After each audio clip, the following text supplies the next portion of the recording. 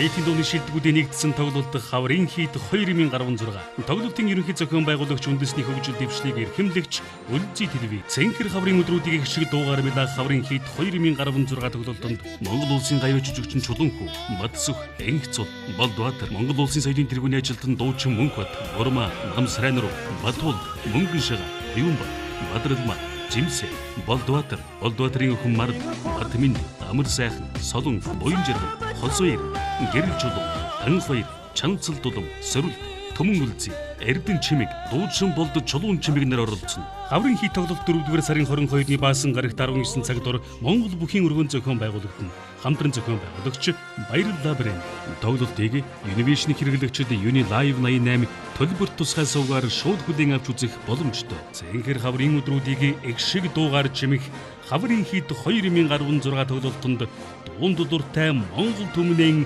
хүндэтгэн урж байна.